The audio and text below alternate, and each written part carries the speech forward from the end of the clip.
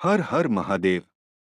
જય ભોળાનાથ. બધાં જ મિત્રોને આજે આપણે સોમવતી અમાસ વિશે જાણીએ તો આવો જાણીએ. શ્રાવણ માસના છેલ્લા સોમવારે આવતી અમાવસ્યાની કથા સંભળાવીશું. અને હા, અમારી ચેનલ પર નવા આવ્યા હોય તો અમારી ચેનલને સબસ્ક્રાઇબ કરી લેજો, જેથી આવનારા નવા વિડીયોની નોટિફિકેશન તમને મળી રહે. તો આવો શરૂ કરીએ વિડીયો.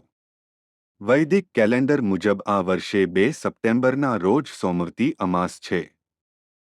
પુરાણોમાં જણાવ્યા અનુસાર અમાસ તિથિએ સ્નાન, ધ્યાન, પૂજા, જપ, તપ અને દાન કરવામાં આવે છે.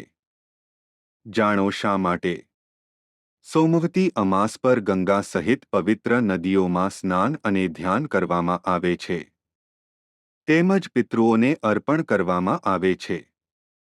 ગરુડ પુરાણ અનુસાર જો સોમવતી અમાસ પર પિતૃઓને માટે દાન અર્પણ કરવાથી વ્યક્તિને પૂર્વજોના આશીર્વાદ પ્રાપ્ત થાય છે. સોમવતી અમાસ પર ભગવાન શિવની પૂજા કરવામાં આવે છે.